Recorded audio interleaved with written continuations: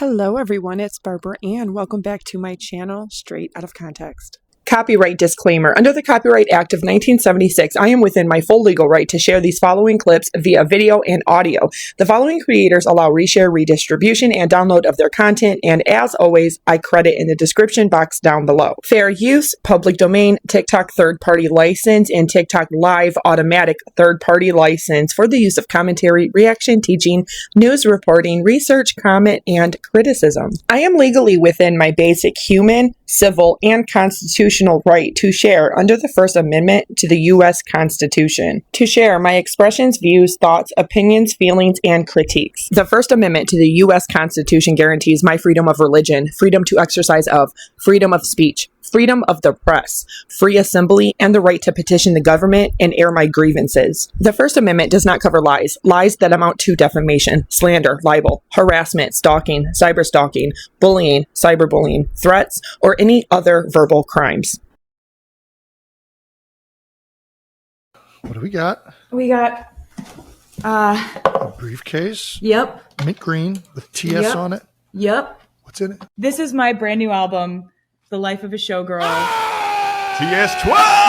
Taylor Swift loves music. She loves music so much that she wants to dominate the entire music industry. She pays for awards, accolades, and manipulates the votes for the Grammys and the Billboard Top 100 chart. She loves to suppress new young artists that truly have the talent and the vocal ability because she wants to be perceived as number one. The Easter eggs thing is getting a little Zodiac killer at this point. The art of the Easter egg is that there's do's and don'ts, right? Like, I'm never going to plant an Easter egg that ties back to my personal life. It's always going to be towards music. Now, I watched the entirety 2+ hours of this podcast that she was on with her boyfriend, Travis Kelce, and his brother, Jason Kelce. And just like right there, I noticed a lot of lies and inconsistencies. She may not drop Easter eggs that have to do with her personal life, but has to do with music. But the ironic part is that her music has to do with her personal life and nothing else. So the Easter eggs that she puts out for her fans specifically have to do with only music, but the music does have to do with her personal life. She has curated, streamlined, and headlined an entire brand made up of ex-boyfriends. Look at how many songs that she has trying to make a parody of exactly that. Leaving the Eras Tour era, but I was also entering A new era. a new Orange. era. Taylor Swift has not entered the Life of a Showgirl era. That is the era that she already lived while on the Eras Tour. Taylor Swift is already recording and working on her 13th studio album. And the really ironic and funny part about this is that 13 is her favorite number.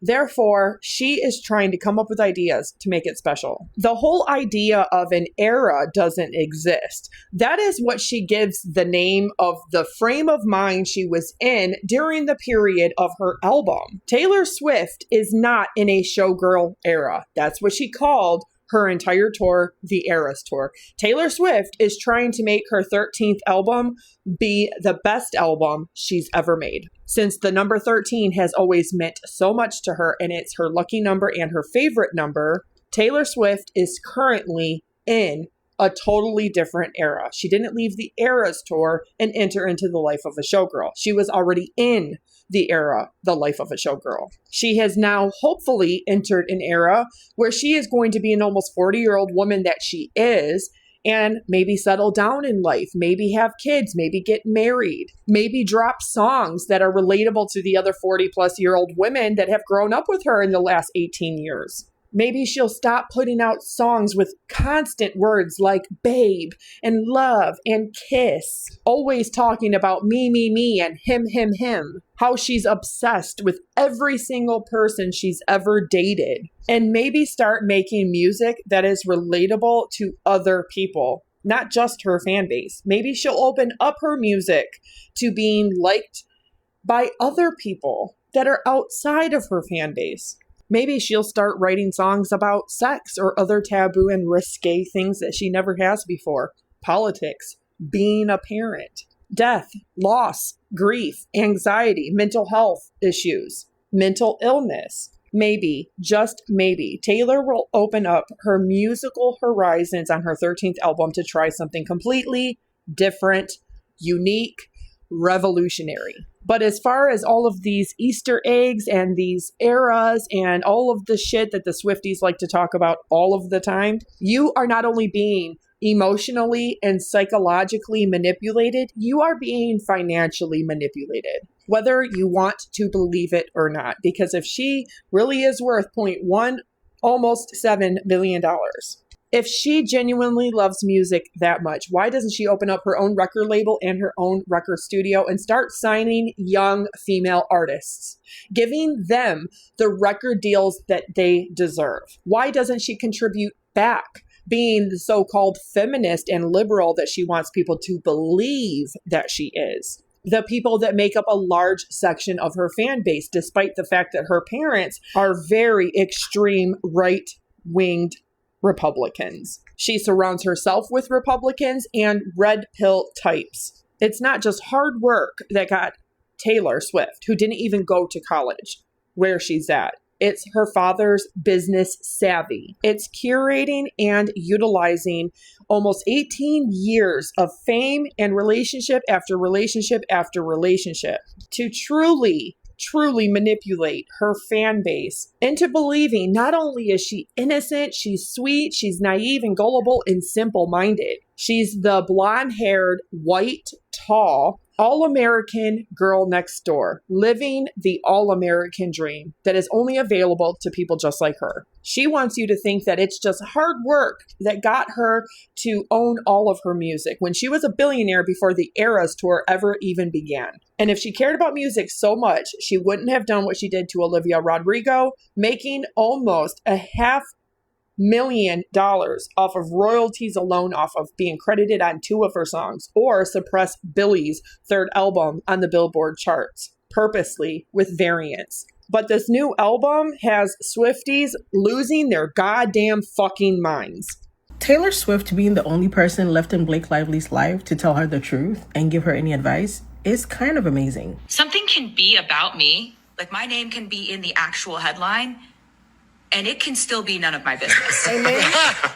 Okay. Like, Facts. people might be out here doing too much. Like, Just shaking ass. Doesn't mean I have to do a damn thing. I have so many like friends or acquaintances or people where like they'll see one comment they don't like, Right. and it will ruin their day. It'll ruin their night. and I know people saw this as shady, which it is. It's kind of shady.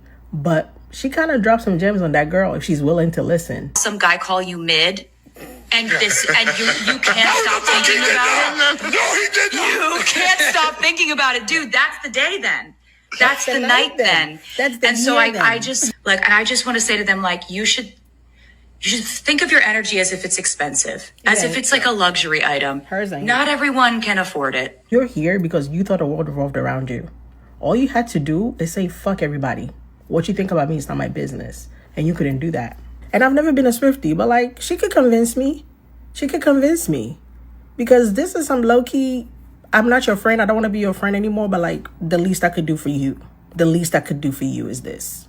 Everyone's like, eat the rich, until Taylor Swift serves up a new album, and suddenly everyone's like, actually, Taylor, I saved you a seat at the table. I feel like we have a culture in the world that is very quick to critique and judge billionaires such as Mark Zuckerberg or Elon Musk or Jeff Bezos.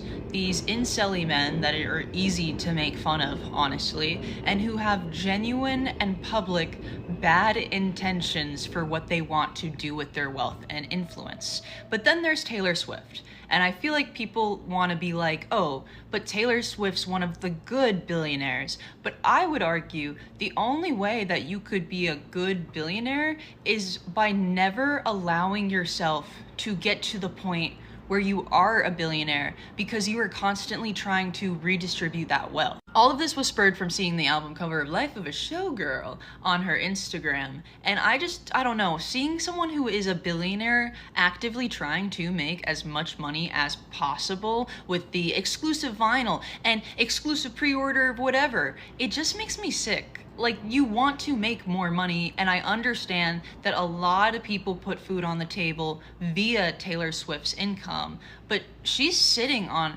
$1 billion. That's enough money where you could actually make change in the world. Imagine what $10 million could do to a third world country. Taylor Swift, yes, I have seen that she donates to, relief in disasters and will donate like $5 million, or to her fans' GoFundMes, whatever.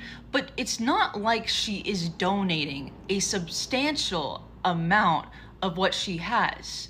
Did you know, like, just to tell you, being a billionaire, put it in perspective, did you know that if you made $1 every second, it would take you 31 years to become a billionaire? Last year when Kamala ran for president, Taylor Swift endorsed her. Good move. Taylor Swift also said that if she won, she would play 3 more Eras Tour shows in Florida. And I saw that and immediately I thought, no 8-year-old realistically is going to whine hard enough that she will convince her redneck father to vote for Kamala instead of Donald Trump so he can spend his hard-earned money to buy her a ticket to see Taylor Swift, where he will probably spend a lot more money buying her merch. And the thing about that agreement is, even though she's trying to use her influence, she makes a lot of money in the outcome. There is personal gain for her there. Surely, if you can use your money to influence politics negatively, there is a way to use your money to influence politics positively. And at the end of the day, Taylor Swift literally has so much money that she will never ever be able to spend in the rest of her life. So why not redistribute the wealth? AOC once said that billionaires don't make money, they take money. And that's true, because that is money that could exist to other people. In a world where the gap between the super rich and the super poor is growing even bigger and bigger and bigger, it does say something about a billionaire when they stay being a billionaire. If you like Taylor Swift, if you've bought her merch, if you've been to the Eras Tour, I'm not trying to say that you're a bad person. You're totally fine. I don't judge you. I buy things off Amazon Prime sometimes, so I would be a hypocrite. I'm not talking about you. I'm just talking in a more culturally critical sense that Taylor Swift, as a person, not necessarily the performer, is a billionaire, actively is a billionaire, and chooses to be a billionaire and to grow her wealth even more, instead of actually really focusing on redistributing it down, or in whatever ways that she can. I know that she treats the people around her very well, and she pays her crew on the tours very well, but she is a billionaire. She has the money to help and do so much more than that, and not really feel any loss of money. I'm Taylor Swift, I'm an actual billionaire. I just announced my 12th album this year, and even though I have fame and wealth, gonna make 4 versions of the vinyl, cause I want your money on this tour, and I don't give a shit about the global poor. Took my PJ to my boyfriend's podcast, cause I'm a member of the 0.0001% elite wealthy class. Eat the rich applies to Taylor Swift. Eat the rich applies to Taylor Swift. Eat the rich applies to Taylor Swift. She's a billionaire with a B. She's a billionaire. She doesn't need all that money. She could give a lot of it away and solve a lot of problems, but she won't, because she wants to stay a billionaire. I'm well aware that this is going to be the post that makes me lose a ton of followers. I think my own little sisters aren't going to speak to me after this post, but it feels inauthentic to who I am and what I do on this page if I don't say anything. So, friendly reminder that yes, Taylor Swift endorsed Kamala almost a year ago, but also friendly reminder that Taylor Swift has not spoken out against Palestine. She has not spoken out against ICE kidnapping families and people off the streets. She has not spoken out against the concentration camps that are being built in the United States and people being sent to without due process and then also deported without due process. Taylor Swift has not spoken out once against what is happening in the United States since she supported Kamala. Not only that, but I'm going to take it a step further. Taylor Swift is a billionaire who is the #1 worst celebrity in the United States for use of her private plane. Okay? Taylor Swift is surrounding herself by MAGA influencers, MAGA podcast hosts, red pill people. okay? And I know every single person is going to come in here and fight me on this. And if Taylor Swift releases the most insane protest album that there ever was, I will come back on this app and I will eat my fucking words. But until then, I just want you to be careful about supporting people that you believe are one thing and they just aren't proving to be what they say they are.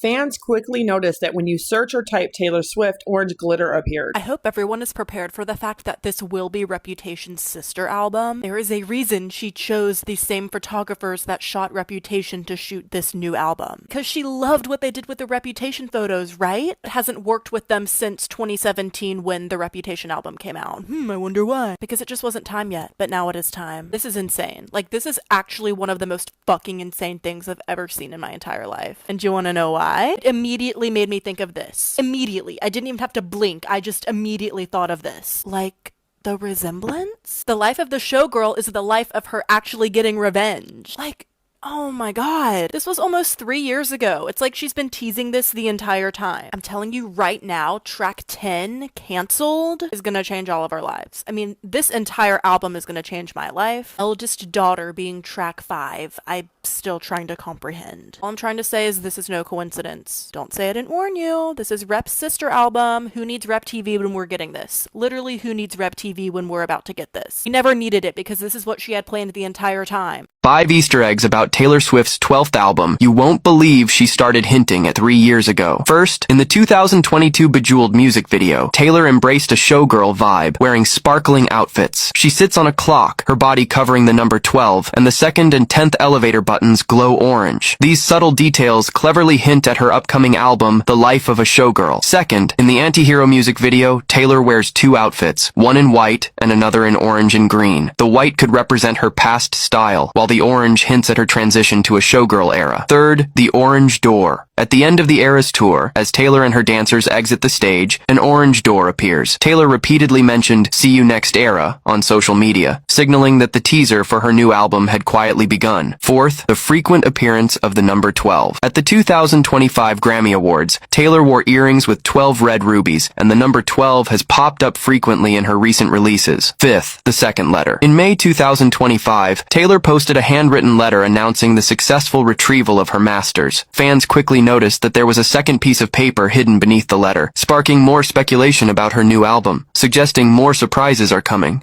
Karma Taylor, Showgirl Taylor, and Taylor Swift. Follower just sent this to me and it sent me on a rabbit hole. Pause to read, and thank you so much because this is crazy. I think by now we're all on the same page that these are 2 different versions of Taylor clearly. The showgirl, the anti-hero, the performer, and Taylor Swift. Taylor Swift off the stage when the lights are out and she's home alone. And we've all made the connection now to this Taylor with the orange and the green. But what about this larger than life Taylor that we see at the end of the music video for Anti-Hero? Where have we seen that shirt before? Oh yes, during Midnight's Mayhem when she announced the track title, Karma.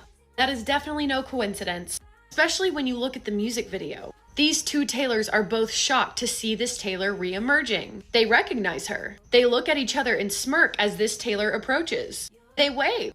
Look how excited this showgirl is. Because if this is Taylor Swift's performer self, and that was a lost era that she did not get to perform, an era that made her harden, that turned her into the anti-hero, how excited would she be to see that era re-emerging? All 3 Taylors are back together now.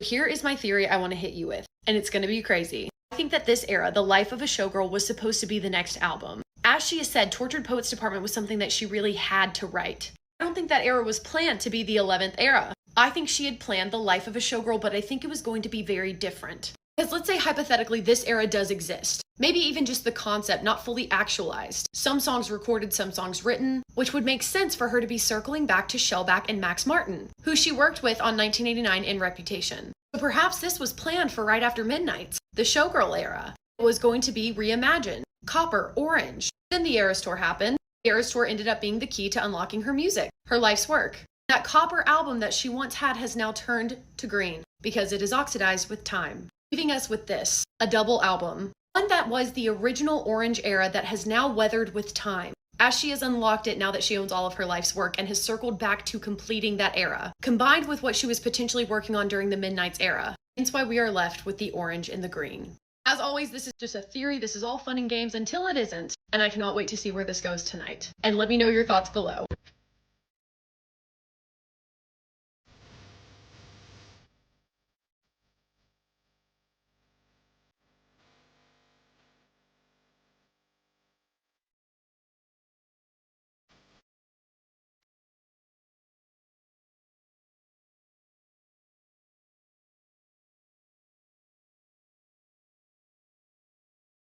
Is this the showgirl? Is this the showgirl? Is this the showgirl? Is this the album or the era that was potentially caged? It was intended to come out in 2016, but it was caged. And then Reputation came out. Then all this time has passed. Now that we're at the 12th floor, exile ended, and the showgirl has reemerged. Is this the showgirl? Flight was grounded. That version of her turned into this. The anti-hero. The one that has become so hardened that she tells this one to never trust anybody. She'll always be betrayed. Why? Well, because of course she was betrayed. She was caged. So this version of Taylor tells this version of Taylor that she'll never be enough. She'll never be enough. She's not the best. She needs to be better. Because maybe this Taylor feels like if she was, that would have never happened to her. It just makes perfect sense. I mean, it's an orange era. And Max Martin and Shellback have produced it. Which, if Karma was a real album between the 1989 and Reputation era, you can assume that they would have produced it as well. And now that she owns all of her music, her life's work, this album has the chance to reemerge. Sure, perhaps it's evolved and changed and grown. Songs might have been tweaked, might have been added, but it's just a little bit suspicious to me. It really does feel like we're going back in time a little bit. Maybe this is the story of how this Taylor became this Taylor, who haunts this Taylor, because this Taylor has lived the life of a showgirl, where her entire life is a performance. This is the Taylor that taught this one that she's a mirror ball. When she breaks, it's entertaining. So maybe this is karma, or whatever karma was supposed to be. What do you think? Okay, so what have we learned? We learned that a surprise pop-up performance does actually, in fact, mean that Taylor Swift is about to announce an album. We've learned that when Taylor is this pointed in a photo and it seems strange, it means something. We've learned that when Taylor wants to be seen, she will be sure of it. We've learned that when Taylor creates music that she wants to put out, she will put it out no matter how long ago she released a double album. We've learned that Taylor can and will Easter egg years and albums in advance. Like this still from the Anti-Hero music video, Taylor in white for Torture Poets Department and Taylor in green and orange for The Life of a Showgirl. We've learned that Taylor Nation does in fact Easter egg. We've learned that the final track on the standard edition will still tie into the next album. Clara Bow was a showgirl. The final line in this song is promised to be dazzling. Like stars. We've learned that when Taylor includes stars on every single piece of her holiday merch collection, that's an Easter egg. We learned that repeating this combination first and foremost was an Easter egg for the next album. The very first double color combo, the stars on her nails and the bodysuits, and we've learned that Taylor has in fact been Easter egging this album for over a year. All the comments I'm replying to today will link to some of my old TikTok theories with TS12 Easter eggs, so be sure to check them out because truly I've been here since last year. This is so exciting. It's gonna be a double album. It's gonna be a double album. TS12, double album, mark my words. I think we're getting the announcement of it this month. I think the era is clearly going to be orange, and I am so freaking excited. But I think this was another hint at a double album. I think if the pattern continues, we will get a double album at 1 a.m. this time, because it's been 3 a.m., 2 a.m., 1 a.m. I am so excited. I literally saw this and I was like, am I hallucinating? But no, it's real. So here we are. Happy day. Happy day. Happy Monday, everybody.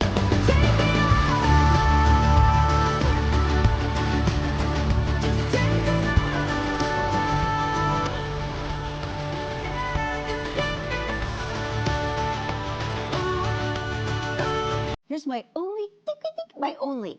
I live in fear of the moment the boyfriend starts to step into the light of the main character of the show. Taylor Swift has built this entire thing by herself since so small.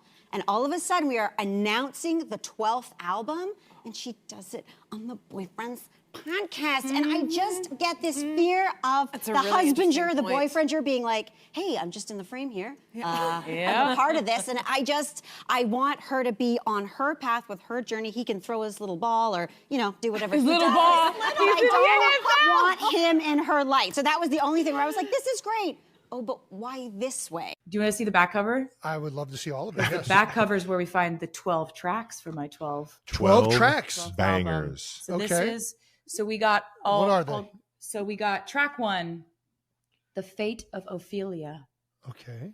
Track 2, Elizabeth Taylor. Okay. Track 3, Opalite. Opalite. Track 4, Father Figure. Father Figure. All right. Track 5, Eldest Daughter. Track 6, Ruin the Friendship. Track 7, Actually Romantic. Actually Romantic. Track 8, Wish Wish list with $2 as the S's. Just thought I'd point that out. There we Grammatical go. flourish. Track 9, would.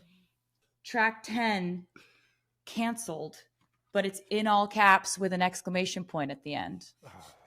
That's a banger. Track 11, honey. And can you do drum roll? Last track, track 12, the title track, The Life of a Showgirl, featuring Sabrina Carpenter.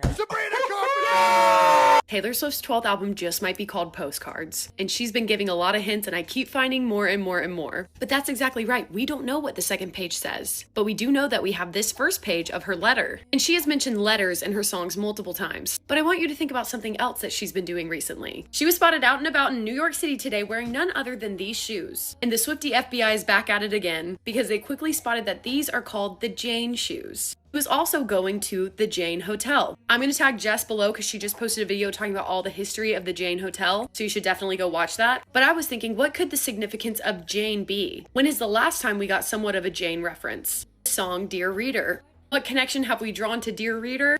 Jane Eyre.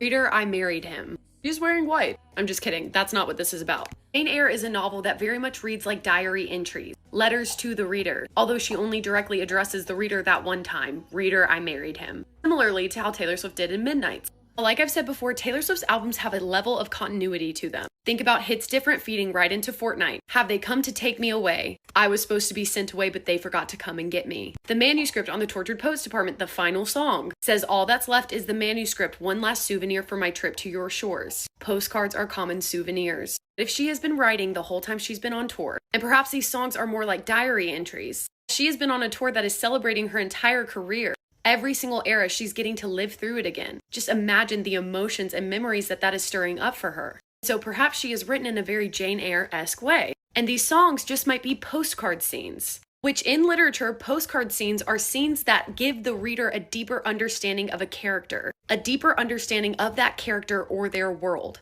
What if Taylor Swift is going to give us that in this album? The postcard scenes of her career, to give us a deeper insight to her character of Taylor Swift.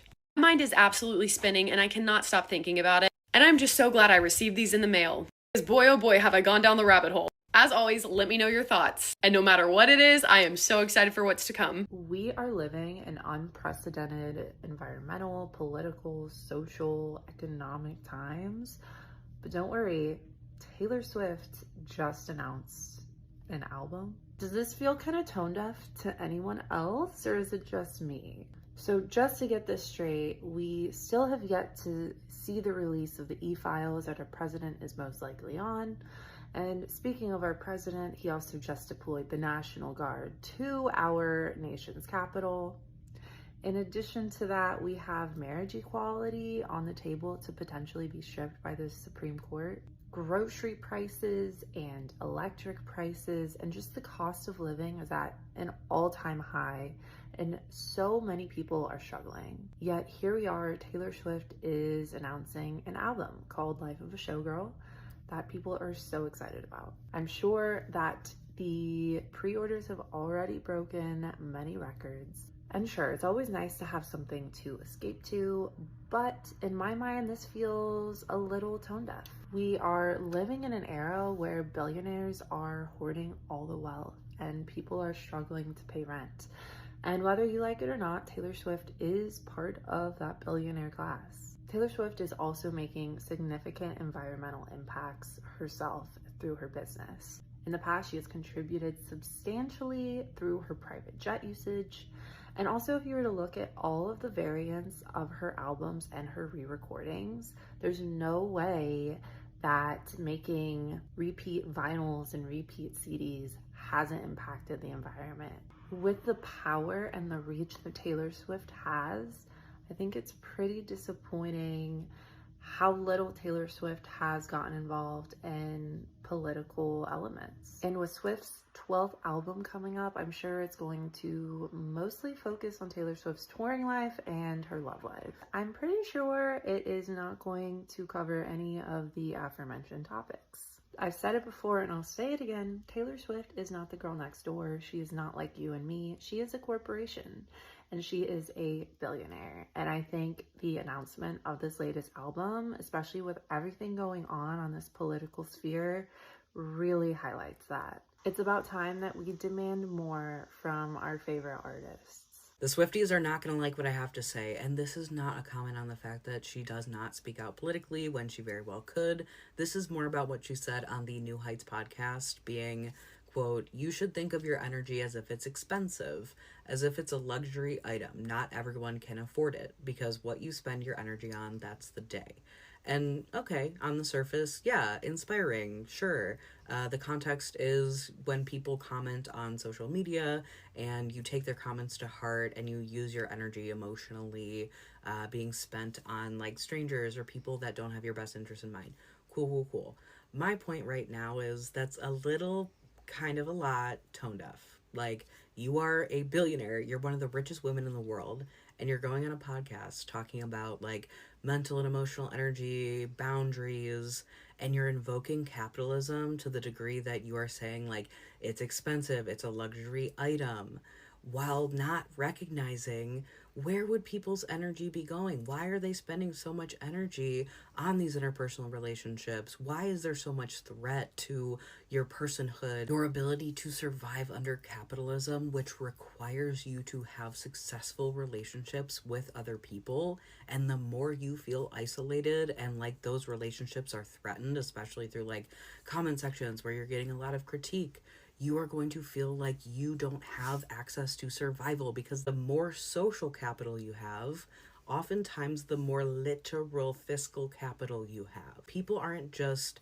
abandoning their boundaries and themselves and letting people, walk all over them because they like it. I mean, some, to each their own, but for the most part, this is about, I feel obligated to be in this position or to endure this thing or to sacrifice my boundaries so that I can get a need met, because we are living under capitalism. Maybe instead of how she's framing it capitalistically, we can look at it as like your energy's a flame. Some things will like brighten the flame and protect it and make it really bright and beautiful and like dancing around, yay. And some things are gonna extinguish it. Some things are gonna threaten it. Like a strong gust of wind, that's not great, but like a little, oxygen never hurt a flame. It's just so ironic.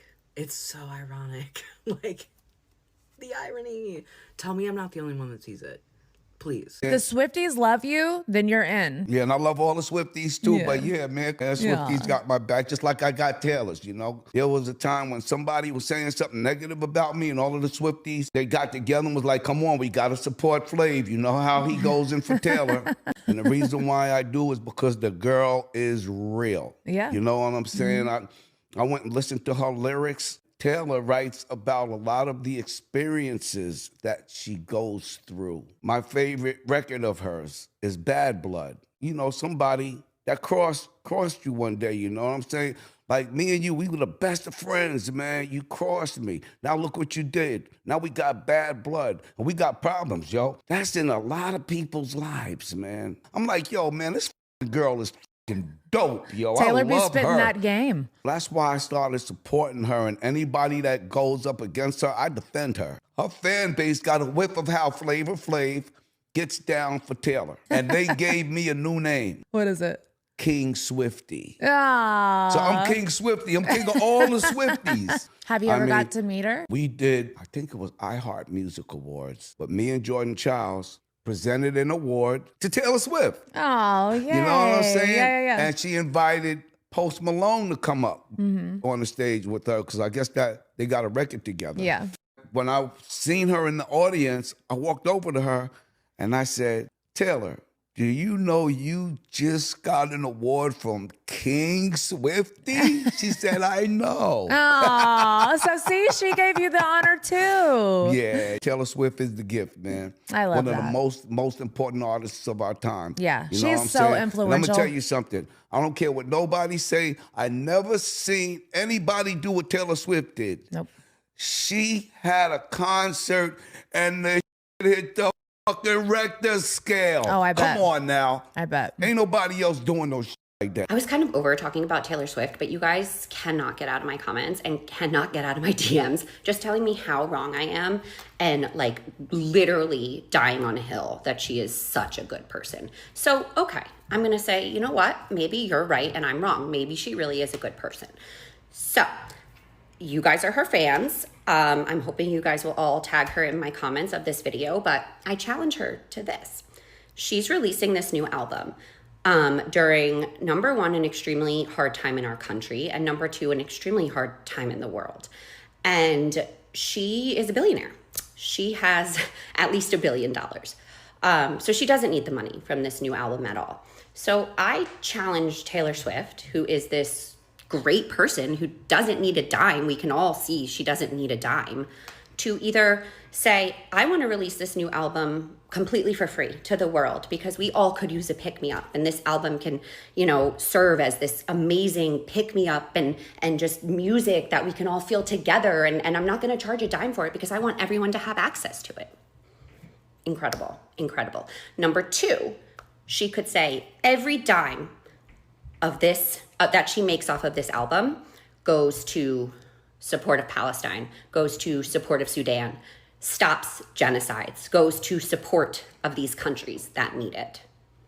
Incredible. Absolutely incredible. She's an incredible person. But remember, she's a billionaire. She does not need a dime more. So why is she putting out an album that she's just going to make millions of more dollars off of if she's such a good person during a time when it is just not appropriate to be putting out an album and not saying anything about the state of the world and the country? So let's see what she does. Taylor Nation LLC even had arrangements with Google and other social media websites such as TikTok to drop orange glitter and confetti. And baby, that's show business for you, sprinkled with billions and lots of narcissism. I think Taylor Swift is going to be the Super Bowl halftime show performer. I do. And you want to know why? I don't think Taylor Swift is actually baking sourdough bread. I think it was an Easter egg. Where is the Super Bowl this year? Well, you told me during the break. It's in Santa Clara. Levi's, where the Niners Stadium. play. Niners play. Who's the Niners mascot? Sourdough Sam. Sourdough Sam. Sourdough Sam. She said she's thinking about sourdough 60% of the time. When she's going on and on about sourdough, how much sourdough she's baking, 60% of the time, it's Super Bowl 60 in Levi's Stadium, home of She is going to do the Super Sam. Bowl. I think she's doing the Super Bowl. She is going to do the Super Bowl. I think she's doing it. Okay, there's another one, too. There's another piece of this. She said, specifically, thank you for screaming for 47 seconds for me. 47 seconds could be a connection to her Eras Tour stop at Levi's Stadium was her 47th stop on the Eras Tour. I'm a ride or die Taylor Swift fan. I always have been and I always will be. I just think it's so crazy people are coming on this app and they're like, Taylor, you're releasing an album at the wrong time. Like, there's a genocide happening. That's funny because no one said that about Justin Bieber when his album just came out like a month ago. Funny how no one says that about Beyonce. But yeah, it's always just Taylor Swift, who's the only celebrity not speaking up ever about anything. No one else, but it's whenever Taylor does something, she's not doing enough.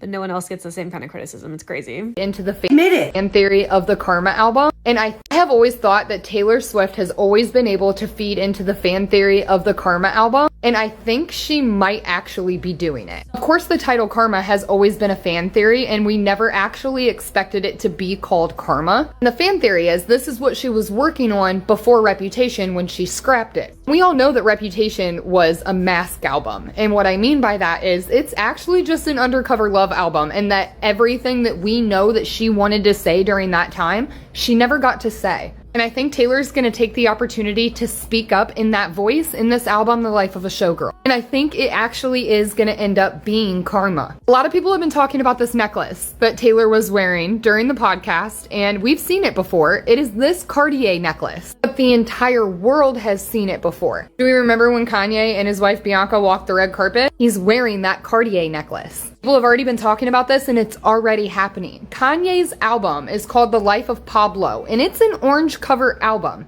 And Taylor dropping an album called The Life of a Showgirl will literally outrank him, and he will no longer pop up. And it's already happening on Google. This is my search of just The Life, and the first two things that come up in front of Kanye are now Taylor Swift. And ironically, The Life of Pablo is the album that Kanye dropped the song Famous on. You've already seen people talking about how this is the showgirl in the Antihero music video. There are 3 different versions of Taylor, and she seems to be our showgirl, but she's not the first one that we've seen. Because in the Look What You Made Me Do music video, this is our showgirl. They have her locked inside of a cage, signing contracts, drinking champagne, celebrating, but she's never allowed to be out. She's locked in a cage in orange. At the very end of the music video, when all of the versions of Taylor are saying all the things that people say about Taylor, our showgirl is over here at the very end, completely silent and never says a word. And what is this logo on the Reputation plane? It's literally an orange TS. We see that TS logo one other time in this music video, and it's when Taylor walks out of this TS labeled store with the Jaguar. The Jaguar. She's doing a cool slow zoom walk away from an explosion in the background like a movie or a show. A showgirl. Sporting a bright orange TS logo just like our brand new album. We can literally follow this theory all the way back to the very beginning in the You Belong With Me music video. When Taylor plays her own counterpart, the other girl, who is the showgirl. The anti-hero. In this music video, Taylor's going after the football player boy, and she's just a laid-back nerd, while he's currently with the showgirl, the cheerleader. And it's in this video where there's a shot of anti-hero Taylor standing between the 2 football players and what is on their jersey numbers. 8/12. Yesterday is when Taylor announced her brand new album, The Life of a Showgirl, and it was on 8/12. Oh, you think that was coincidence? No, when Taylor just announced that she bought back her albums, she titled the announcement post with You Belong With Me. Her next announcement came on the date that you can find in the You Belong With Me music video. The date that you find with the anti-hero Taylor standing right in the middle. You see the exact same concept in the anti-hero music video. The anti-hero Taylor, the showgirl, is coaching calm, cool, collected, laid-back Taylor. It's 2 versions of her all the time, and I think it's time for the one that's been lurking in the corner the entire time to speak out. I know it may not look like this, but this karma concept, I think Taylor took note on. It's not the first time she took notes from the fans. It probably won't be the last. But I need you guys to lock in for a bigger conceptual concept for this album. I have a feeling she has some things to say. Let me know what you guys think in the comments. I've always thought that Taylor Swift has always been able to feed. Y'all really need to leave Taylor Swift alone. And I am saying this as someone who is not in any way a Swiftie. Everyone on Threads today has been so pressed about her announcement that she's releasing a new album in this political climate, and the fact that she has yet to say something about the ongoing conflict in a foreign country that has nothing to do with her and nothing to do with her job. What the fuck do you want her to say? You want her to just say free Palestine and then will you be happy? And her saying that, what is that going to do? How will that create change?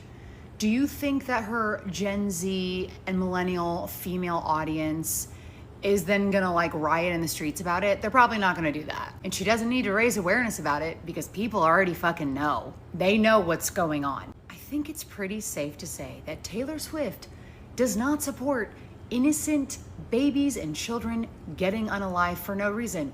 Why would she support that? She doesn't. You already know she doesn't. Why does she have to make a formal statement to you? Why does she owe you that? Oh, she has such a big platform. It's irresponsible. She has so many eyes on her. Yeah, and nothing that she does is ever right for anyone. Whether she does or she doesn't, she's fucked either way. So the best thing for her to do is to just say nothing. If I were her publicist, that's what I would say. Say nothing. And so you think her releasing an album during this sensitive time is just like a cash grab and she should read the room? Is she supposed to just stop doing her job? She just should stop creating and making music and entertaining people? For what purpose would that serve? Her stopping making music, what purpose would that serve? Everyone should just stop doing their job. Everyone should just stop doing their job because it's insensitive to what's going on right now. Do you hear how that sounds? You guys sound crazy. She's a billionaire. Yeah, and how do you know where her funds are going? Maybe she's giving a bunch of money to nonprofits that are helping the cause. You don't know. You're not her accountant. And why don't you have the same energy for athletes? Why aren't you guys grabbing your pitchforks and going after star athletes? You just want the singers to say stuff. It's really fucking weird.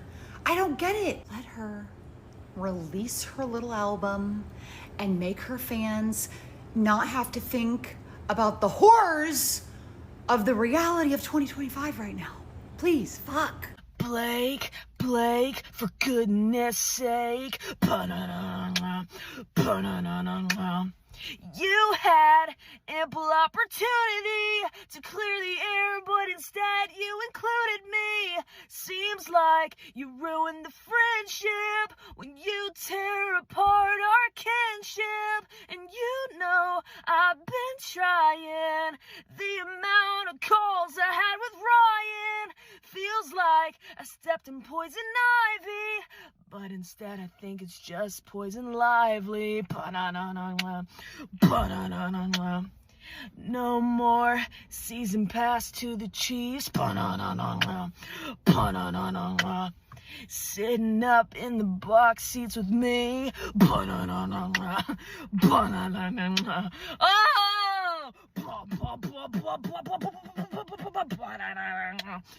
I'm Taylor.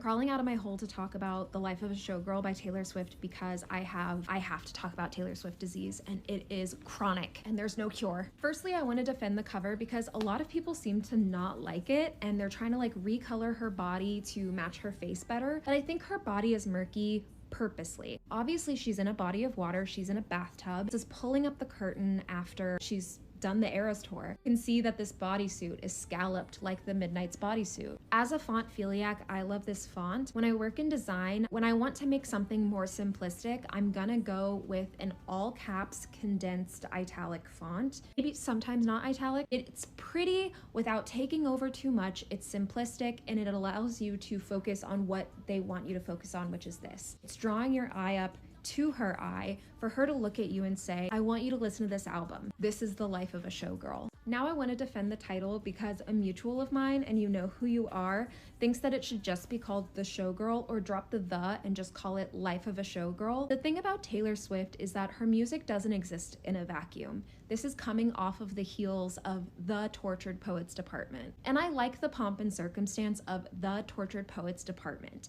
And I like the pomp and circumstance. It's making a statement of saying the life of a showgirl, which is what Taylor Swift I really think is. She's a showgirl. She's a mirror ball. She's the lucky one. She's nothing new. She's someone who wants to be seen and wants to be known, but also is so overwhelmed by it. It brings me back to the cover. Let's actually look at it again. If you look anywhere on this cover, you see that it is fragmented. There are shards of the image. It kind of shows she lives this fragmented life. In the Long Pond studio sessions, when talking about the song Mirror Ball, celebrities are hung up in front of us, and every time they break, it entertains us. I'm sure this album will if not be mostly driven by that theme. The cover also alludes to this painting of the character of Ophelia from the play Hamlet. The Fate of Ophelia is also the first song on the album. And the fate of Ophelia is essentially this. She goes into a madness where when she speaks to people, it's basically just in puzzles and riddles, and they don't understand what she's saying. Ophelia dies because she is trying to climb a willow tree. She falls into a body of water and drowns. When I think of someone who is so misunderstood with her music, I think of Taylor Swift, how she speaks in these puzzles and riddles. It makes me think of the Tortured Poets Department, honestly. Back to the title, this lengthy at the beginning title. It feels like we're flipping the coin from the Tortured Poets Department, which is this very self-reflective, intimate, at times petty and angry version of Taylor Swift, black and white and grayscale, into this bright opulence of The Life of a Showgirl. And I really parallel that to Reputation into Lover. The first track being The Fate of Ophelia, I think might be setting the tone for her love life. That idea that she posits in the prophecy of like, will I ever find love? And does it matter if I don't? Has she been saved from the fate of Ophelia, or is she still scared that this is what she'll turn out to be? The second track is called Elizabeth Taylor, which references old Hollywood, also fitting into this aesthetic of The Life of a Showgirl. I'm really interested in this as well because Elizabeth Taylor is known for many things, her bright lavender eyes, but also her beauty. I think Taylor Swift could make great parallels to that. And fame being consumed by the public for your beauty. Also that Elizabeth Taylor had many husbands and actually remarried one of her husbands that she had divorced. So it could be a sort of thank you next or like blank space. These are all of my lovers that I've had kind of self-reflective song, but I'm excited to see what it's about. And also I'm claiming it because it's a track 2 and my name's Elizabeth. Opalite is track 3. All I know about Opalite is that it's glass rendered into a sort of opal looking crystal. Track 3 is Father Figure, and I can't help but think that this will be an interpolation or sample of the George Michael song Father Figure. Also, when I think of Taylor Swift and Father Figure, I do think of Scott Borchetta, so maybe this song will be about betrayal. Track 5 is Eldest Daughter. Raise your hand if you're an eldest daughter. This one's gonna hurt. Track 6 is Ruin the Friendship, which people seem to think is about Blake Lively, but when I think of the phrase ruin the friendship, I think of making a friendship into a romantic relationship. I mean, in the song Dress, she says, I don't want you like a best friend, but who knows? Actually, Romantic and Wish List, I don't really have an idea about, nor do I have an idea about Cancelled or Honey. All I know is that Cancelled better not be about Kim Kardashian and Kanye West again, because at some point we just have to move on. Track 9 is Wood, and there's been a lot of talk about this song being raunchy, perhaps. I could see it being maybe a double entendre. So I use this website sometimes, and it's an idioms and phrases website, and I was looking for phrases that include the word wood. Knock on wood.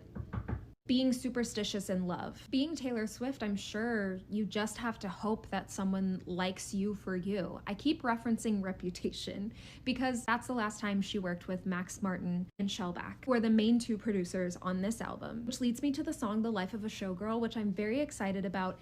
A, because it's the closing track. B, it's the titular track. And C, it has Sabrina Carpenter on it. It's just kind of boggling my mind right now what a song would sound like with Taylor Swift, Max Martin, Shellback, and Sabrina Carpenter. So far, Sabrina Carpenter has been working with, you know, some other producers on Emails I Can't Send and that R&B sound, Julia Michaels as a writer, but also she's been working with Jack Antonoff.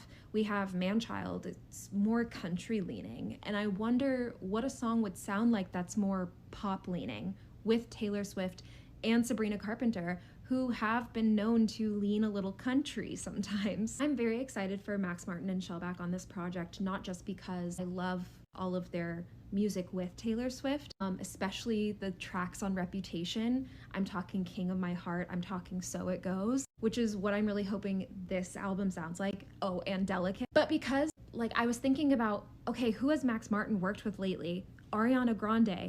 And Eternal Sunshine and then Eternal Sunshine Brighter Days Edition have been my favorite albums these past 2 years. It's just what I have on repeat, and I love those songs so much. I mean, if this album sounds anything like We Can't Be Friends or Past Life or Hampstead or Eternal Sunshine, like, take my money. I'm in.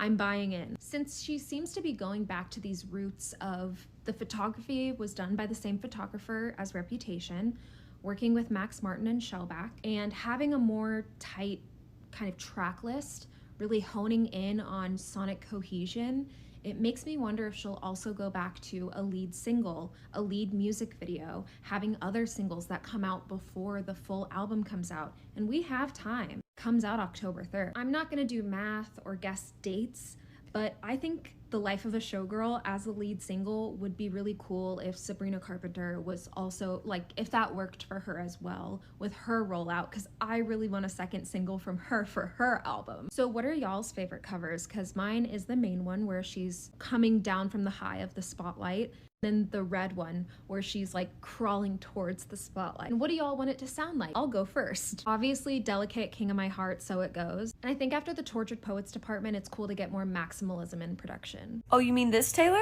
That's the puppeteer. These are her puppets. This is the showgirl. This is Pinocchio. The one who can show us lies, who can do it with a broken heart. The one who tells this Taylor to never trust anyone because she'll be betrayed. And this is the internal side of Pinocchio, the one who wishes he could just be a real boy. She just wants to be real. Those two conflict with each other, but they are both puppets. Puppets for this Taylor. This Taylor that quite literally could represent the industry. Taylor Swift is the music industry. Think about that. People say that, and it's true. She literally is the music industry. And the music industry is known to be a very controlling industry, especially for artists. But Taylor Swift has gotten to this point where she really does have a lot of control. And it kind of makes you think of the lyric, "You turned into your worst fears." Because maybe, just maybe, she has found herself puppeteering herself. She has found herself becoming a puppet. To her fans, to the industry, to herself. With all this internal conflict of wanting to be the best showgirl on the planet, but also just wanting to be real. And we get albums like Midnight's, albums like The Tortured Poets Department, Pinocchio, The Real Boy. And we have this puppeteer. But I think in the song Wood, we're going to learn a lot more about this Pinocchio puppeteer situation. Those are just my thoughts, though.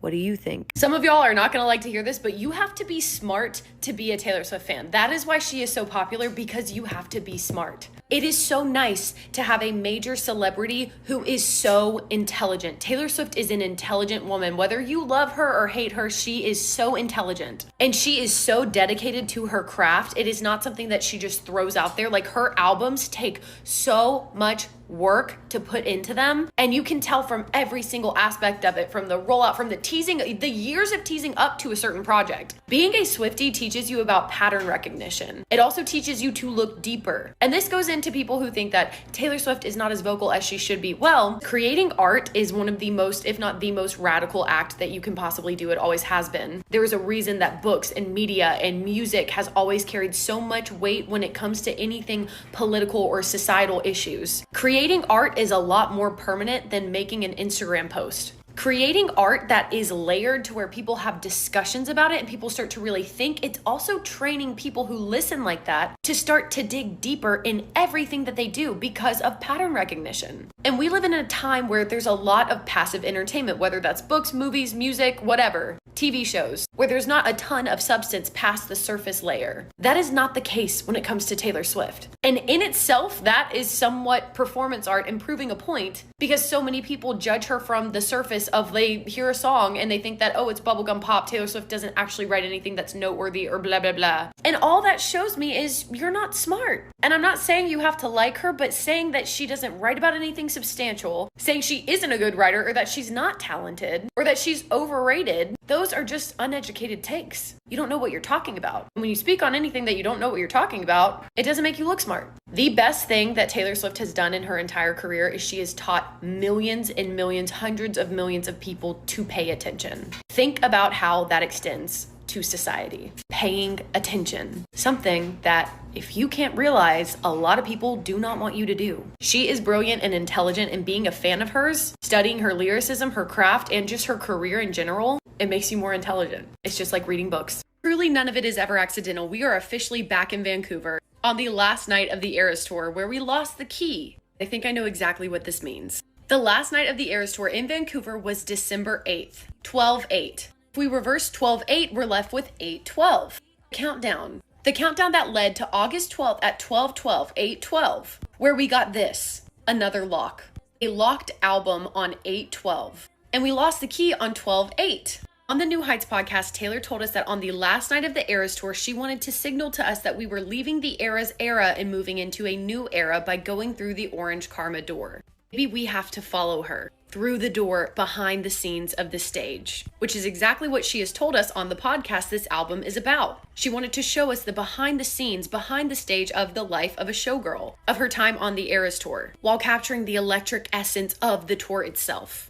Perhaps the key was lost in Vancouver, but specifically lost behind the stage. Hence why the keyhole is the shape of the stage. Maybe Taylor has moved to a new era, but we haven't quite caught up with her. Because perhaps, as she told us in Tortured Poets Department, the last song, the manuscript, looking backwards might be the only way to move forward into the new era. That leads me to this, the I Can Do It With a Broken Heart music video, which is a literal behind the scenes look at the Eras Tour. This is the thumbnail for the music video. She's wearing the orange bodysuit. We have A12 and A16. We've already seen what August 12th has brought us. Perhaps this is a hint at A16. And maybe, just maybe, this wasn't just a music video. Maybe this music video was somewhat of a trailer for the Eras Tour documentary. We know she was filming in Vancouver, and maybe this orange lock represents the orange door that Taylor has gone through, and we need to follow her to get the key to unlock this new era. So maybe, just maybe, on August 16th, tomorrow, we'll have a tour documentary announcement,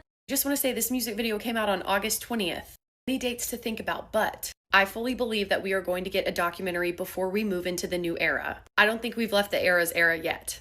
I think that we're about to. We just have to get the key first. 12 albums, 12 songs. What if they line up? Because what better way to tell the life of a showgirl than to reflect on her entire life, her entire career of being a showgirl? I saw a video where someone had matched these up to each era, but they actually did it in the reverse order of what I'm going to show you. And I thought it was a really cool theory, but then I started thinking about it. I was like, wait a second. The fate of Ophelia would be the perfect matchup for the debut era. Because what was Ophelia known for? Innocence, vulnerability. And this would be such a beautiful, perfect, heartbreaking metaphor for innocent, beautiful, wonderful Taylor. Being told she looks like Clara Bow, she's the next Stevie Nicks, and falling into this pool of fame, not knowing that it would drown her. Elizabeth Taylor for Fearless. Elizabeth Taylor is one of the most iconic stars of all time. And this was Taylor's golden era, where she catapulted to stardom. Opalite, Speak Now. If you read the Speak Now Taylor's version prologue, this is the era where she said she started to learn to use what the public was saying about her to dictate her next move, letting her criticism fuel her. Also, she became aware of the fact that her label was actively trying to replace her.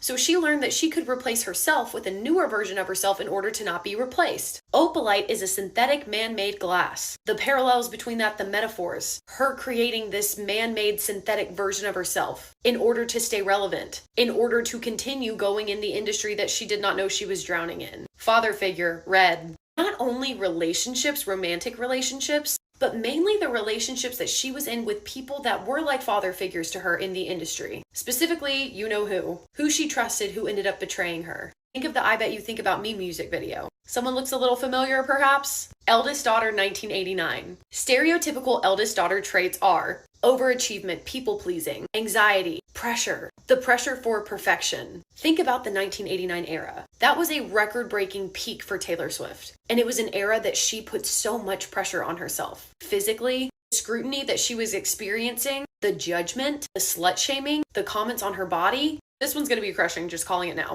Ruin the friendship, I mean, duh. Perfect parallel to Rep. A huge part of the Reputation era was that friendship that was ruined, that was mended, that was then ruined. Actually romantic Lover. I could see this song almost being a juxtaposition to the Lover era. Lover house that she is now burned down, reflecting on what is actually romantic.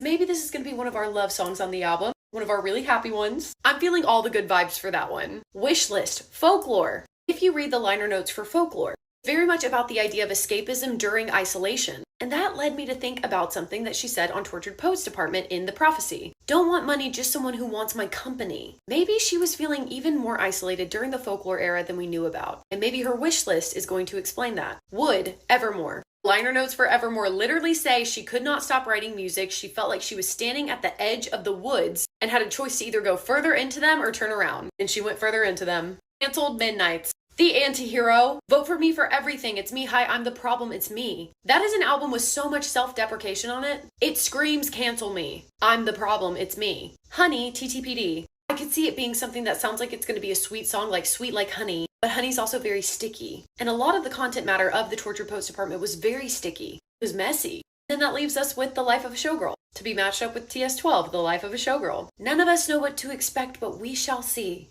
And I just think it's going to be absolutely incredible. I am prepared to be wrong about all of this because I don't think we will ever be able to predict her brilliance. And that's the fun in it. For 3.5 years, I have been fully prepared for the day that Swifties come after me. But it still hasn't happened. I do not hate, loathe, or dislike Taylor Swift or her fan base. However, I do have a very big problem with her actions, her words, her choices, and her behaviors. And yes, Taylor Swift announced her 12th album, The Life of a Showgirl. When she came out with her 11th album, that is a double album, The Tortured Poets Department, I went through and did a review of all of the lyrics of every song. And of course, this is not new to me. I have done deep dives not only about the Blake Lively and the Justin Baldoni stuff, I have done deep dives into her and Blake's friendship and Taylor Swift's friendship with Ronan Farrow.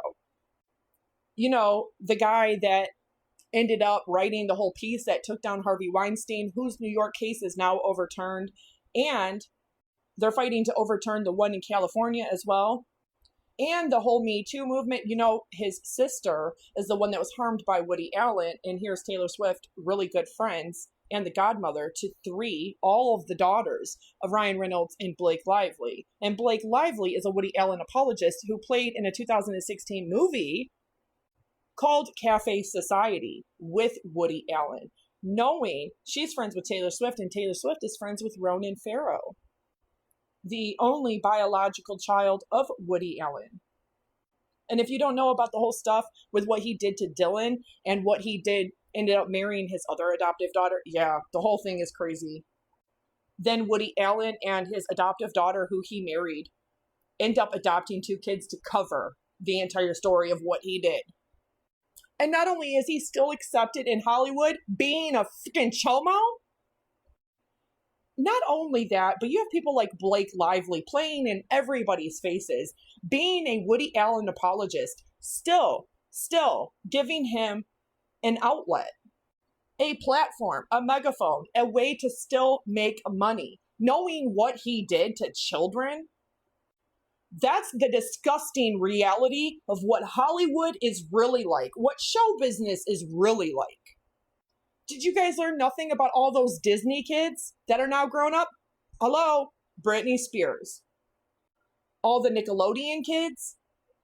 So everybody is talking about how Taylor Swift has not come out politically to say anything about Palestine, to put her money where her mouth is, that she has grossed over $1 billion in her over 17-year career.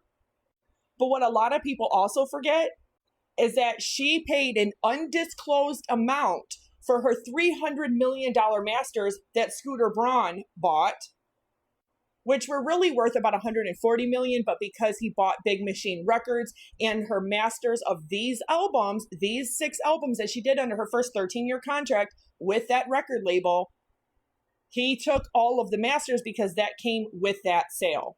And yes, her dad made over $15.3 million because he was a very small percentage shareholder in Big Machine Records, where she had a contract for her first 6 albums for the first 13 years.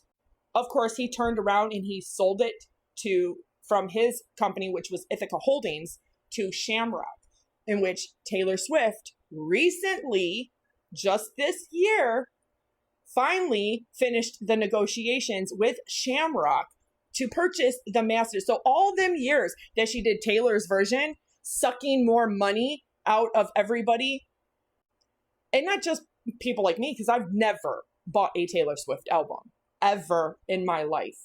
But you guys, her devout fans and followers, she sucks all the money from you guys over and over and over again, even if you can't afford it, and she doesn't care. She takes full advantage of that fact. She released version after version after version, special limited edition. The Tortured Poets department had upwards of over 73 different versions globally. And about 40 of those, or a little over 40 of those, was just here in the United States, talking about this special vinyl. And people were also noticing a correlation between Billie's new album being dropped, her 3rd full-length studio album being dropped, and her dropping her album and dropping variants specifically to suppress Billie's ability to reach the top numbers in the charts. And tell me, how can she have 31 songs total, and almost 40 or a little over 40 of those variants that she had put out all last year was just USA based. These are not all of the variants, which reach almost 80 globally and worldwide. How can an album that didn't even drop and then dropped and then after it dropped have all 31 songs be in the top 45 Billboard spots? That is very suspicious. And I watched it like clockwork because I was very interested in who is paying and manipulating mainstream music.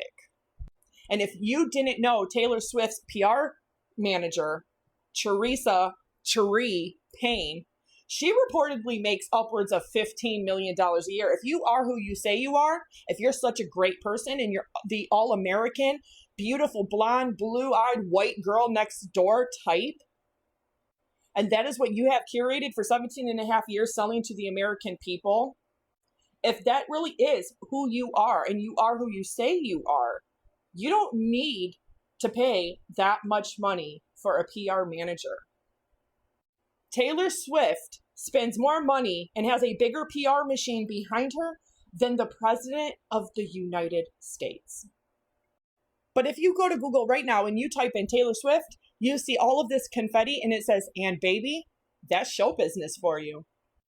If that's not a punch right to everybody's faces saying F you, I don't know what else is. And the same thing, TikTok. You just see an explosion of this gold and orange glitter. This is not new. Taylor Swift has always fought to be number one in the music industry. And some people argue that her songs are not as good as other artists. So why is she buying those spots on the Billboard charts? Why is she buying these accolades, these awards? When really, if she cared about music, she would put this album out completely for free. Taylor Swift may have grossed over $1 billion in her lifetime. The Eras Tour could have done really, really well. But Taylor Swift also put out an album last year and another one this year. In fact, she's been putting out an album every year for the last several years. And of course, the person that's helping her produce this album is the one person that helped her produce quite a few of hers, and that is Max Martin. Max Martin is the best music producer in the world. He has the most awards and accolades out of any other music producer. And of course, she's worked with Jack Antonoff on her other albums. If you don't know what she and Jack Antonoff did to Olivia Rodrigo and how they have he's made over $84,000 off of royalties on Olivia Rodrigo's album, and she has grossed almost $200,000 off of being credited on Olivia Rodrigo's. But that's a whole different thing. I've deep dived that. I've talked all about that. But I also talked about Taylor Swift's dad and his company, Swift Group. Also, how Big Machine Records was started, why it was started, and how she got signed to this brand new label that seemingly was created just to sign her because nobody would sign her. So essentially what Daddy did was created with all of his big name clients, including Toby Keith, who helped her start her career by having her be an opening act for him. God rest his soul, George Strait. But Scott Borchetta is the one who put up the majority of the money to create Big Machine Records, and Taylor Swift's dad also put up a small percentage. That's how he was a shareholder, an investor. He invested in his daughter when his daughter wasn't even good enough to be accepted by any other record label from 11 to 14 years old. Daddy just created her one. That's like saying, Daddy, at 11 years old, I want to be a florist. And you know what your dad does at 15? He decides to get all of his high-end clients with Swift Group to just make a floral shop and just hands you the keys one day and says, here, and then turns it into a big chain and helps you do it. That essentially is how Taylor Swift got to be where she's at. And she does need the money because she just dropped a shit ton of money to buy reportedly $140 million worth of her masters on her first 6 albums. And Taylor Swift is going to go down in history as one of the worst celebrities and billionaires ever to exist. She can fly her private jet upwards of 5 times in not even 24 hours. If Taylor Swift had that much money, she would be smart and create her own record label and sign independent young female artists. But she doesn't do that either. She doesn't want the competition. Taylor Swift loves Taylor Swift and money. I'm sorry, but there's just no way that this isn't some kind of a bigger announcement than just a variant, because the whole website is shut down. There's a countdown. This is literally exactly what happened a week ago. If it was just a variant, I feel like the countdown would be on like the shop part of the website. Anyway, this is like a little bit dramatic, but this is literally just like last week. This is like last week for the Life of a Showgirl announcement. This feels like something bigger, especially because also now when you type TS12 and Taylor Swift in the comments, it's a purple little firework instead of orange like it was all last week after she announced TS12. This is getting crazy. And it's making me get a little delulu and think like this, and I'm not the only one. I've seen other people say it, so don't come for me. But 12/12, she announced it at 12/12. She was very adamant that this album only had 12 tracks on it. What if there's another album that also has 12 tracks on it? And that's why we've done the 12/12/12/12s. I know. It's her 12th album. She just did the 12s because it's her 12th album. Yeah, I get it. But what if? And this could be so many things. This could be a music video. This could be a single, the announcement of a music video, or the announcement of a single. This could be the announcement of a documentary. This could be announcement of a tour movie extended cut. This could be announcement of a musical. It could be a tour announcement. There are so many possibilities. And I guess we will just have to wait and see. It's probably gonna be a variant. The chaos continues because we have a brand new countdown on Taylor Swift's website, this time with a glittery purple background expiring August 18th at 2 p.m. Eastern Standard Time, when last time it was orange. TikTok has also updated to the purple glitter, along with Apple Music. But what does this mean? Because last time we got a whole album announcement, and the purple is reminding me of this lock that led us to this CD variant. And all of this purple has to mean something because she wore purple nails in the Fortnite short with the silver glitter, and in the same YouTube short she had the lilac short skirt on, and she also had the same lilac purple nails when she announced her masters. The most logical explanation is that this is going to lead to vinyl variants, since the special edition CD countdown ended on Saturday. But you never know, this brand new purple glitter, it could maybe lead to the behind the scenes of the Eras Tour, since The Life of a Showgirl is behind the curtain, because we know that she recorded so much unseen footage, and recorded all 3 of the final nights in Vancouver in the same outfits. If you live in the Kansas City area, be on the lookout because I think that we're about to see a purple billboard, similar to this orange glitter one that we saw before the announcement. But let me know what you guys think in the comments, and I will see you at 2 p.m. Eastern Standard Time.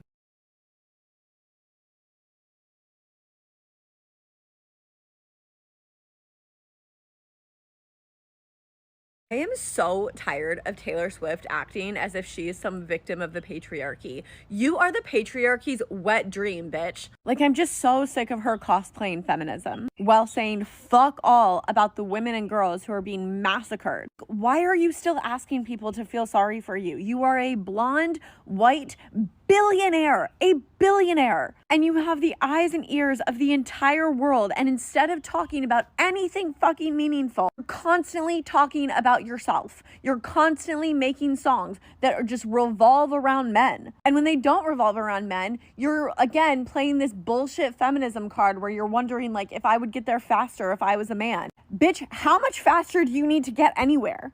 When you were 14, weren't you already like writing songs and being paid to be like a songwriter, and you were already like famous by the time you were 16? You have so many Grammys, you have so many accolades, you have so much money, and for some reason you're fucking like still sitting here and pretending like you're down with the cause of women, and yet you say fuck all about women who are starving to death, who cannot feed their fucking newborns because they don't have enough nutrients in their own body to produce milk for their starving babies. Like, I genuinely don't want to hear shit come out of your mouth anymore. Can your Eras Tour please be your final fucking era? I'm tired of your bullshit. We have had enough from you. We don't need anything else from you. No one needs anything else from you. Like, I wake up to a story about a little girl whose head is completely misshapen because shrapnel was bombed into her fucking brain, and the doctors had to open up her head and fucking take out part of her skull, and now her skull is like up like this, like totally fucked, and she's missing a ton of hair, and she's crying, she's sobbing. This is a this is a girl, a little girl who is sobbing because she's ugly, because Israel ruined her fucking life. And you're gonna make your album cover something about like Ophelia? Are you the most tone-deaf cunt in the entire fucking world?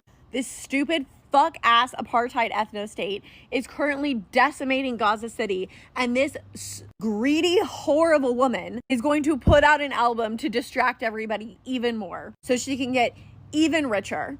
Don't buy her album. Honestly, please, like, don't give her any more money. Don't give her any more money. Spend your money on people that actually need it. For example, my friend Aya in Gaza, she is starving. She has lost so many in her family. Her parents are devastated by all of the children that they have lost. She's like trying to get $1,500 to provide for the rest of her family. Instead of people giving $5, $10, no, people are lining up. Women are lining up to fill the pockets of Taylor Swift even more and act like they're like women supporting women. If you want to support women, why don't you go to my page and click the link and help my friend Aya. That is women supporting women. That would be supporting actual women who need it. This bitch, this is a distracting, narcissistic, greedy, lying ass bitch. And seriously, her songs are not that good. Like, once you get over the fact that like you grew up with them, if you actually listen to it, she's like the Starbucks of songwriting. Like, sometimes I feel like everyone's a sexy baby. Anyways, fuck Taylor Swift. fuck her cult ass following, and fuck fake white feminism. If you are defending a white wealthy billionaire who does nothing for the greater good, then you actually need psychiatric care. Taylor Swift had an opportunity to prove that she was like an actually decent person, and instead she proved that she's like nice evil. A lot of people that dislike or hate Taylor Swift still cannot deny that she has some songs that are just absolutely going to be ingrained in modern day history and pop culture. She has some songs that are bangers, boppers, whatever you want to call them. Shake It Off, London Boy, you know, she does have songs that are played on the radio still today that people can't deny are decent songs. And nobody would ever take that from Taylor Swift, all of the work that goes into the music and everything. But the problem is there's so many millions of artists around the world, even here in the United States, that will never get a record deal. Not only can they read music, they can write music, they can compose music, they have the vocal talent and ability. They can play not just one, but multiple different instruments. And those, just like Taylor Swift said on the podcast with her boyfriend and her boyfriend's brother, that her studio musicians are the whole reason why she was able to re-record 5 of her first 6 albums and why she was able to even do the Eras tour. Because without those really talented studio musicians, she is not possible. Taylor Swift has not just the fame, the wealth, but the connections to have the best music producers on planet Earth to help her make sure that songs on her albums are going to be hits.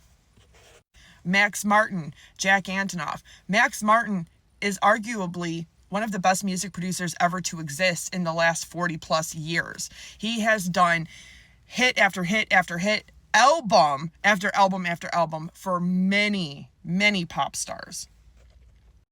Her new album, The Life of a Showgirl, she goes back to working with Max Martin from working with Jack Antonoff in the last couple albums that she's put out.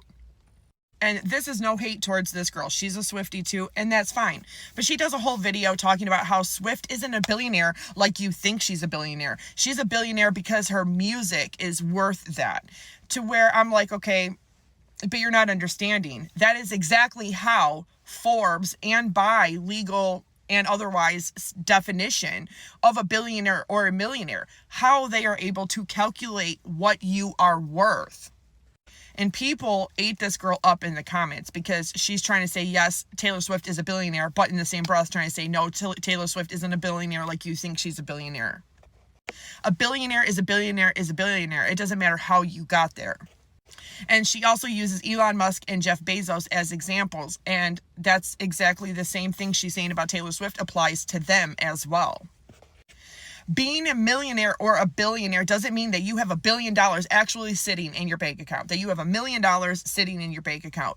What it is your entire financial portfolio, your investment portfolio, your stocks, bonds, any other kind of investments that you might have, your assets. The biggest asset that celebrities get into that is very much under acknowledged is real estate.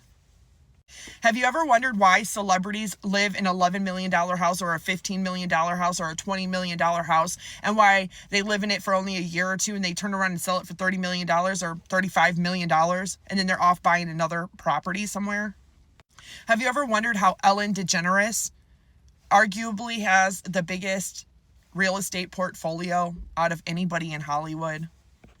Because real estate is an asset that no matter what the condition of the house, even if you put money into restoring or refurbishing the house is usually going to make you a profit at some point, even if it's just in a couple years.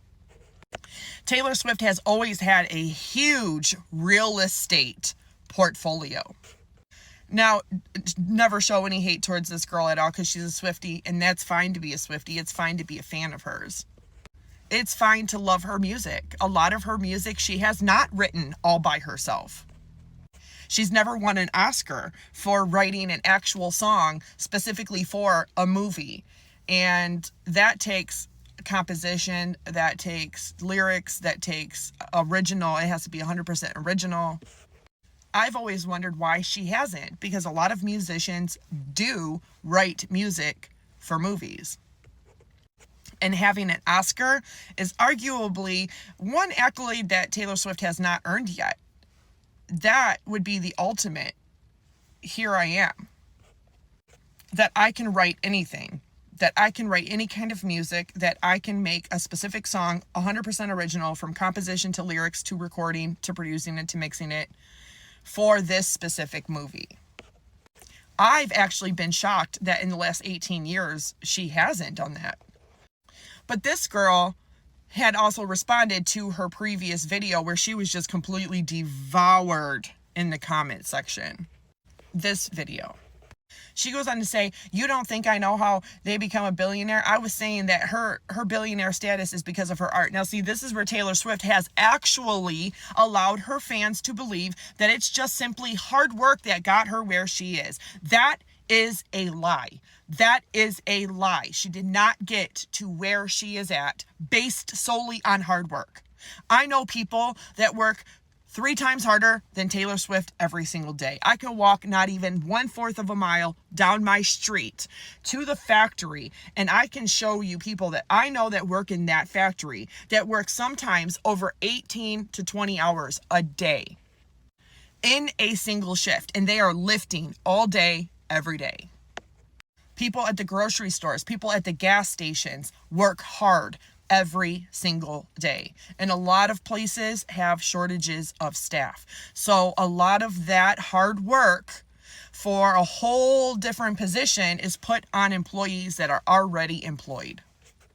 She says originally in her video that Taylor Swift is not a billionaire like you think she is a billionaire. It is solely based on her art. That is not true. Taylor Swift has an extremely large financial portfolio, an extremely big investment portfolio.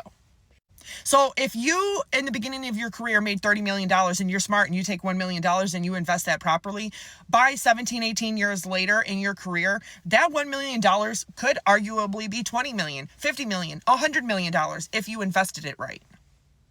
That's what financial experts and managers do. She has real estate. She had 2 jets, one of which she recently, in the last couple years, sold. The way that a billionaire or millionaire is calculated is based on your entire net worth. Elon Musk is worth what today? Over $485 billion. That's based on the fact that he is the CEO of Tesla. That is the entire net worth of Tesla and all of his other companies. Elon Musk wasn't dumb. He didn't put his eggs all in one basket. If he's no longer the CEO of Tesla by tomorrow morning, he's still going to be worth over $300 billion because of his other companies. But that also includes all of his real estate, all of his investments, all his entire financial portfolio.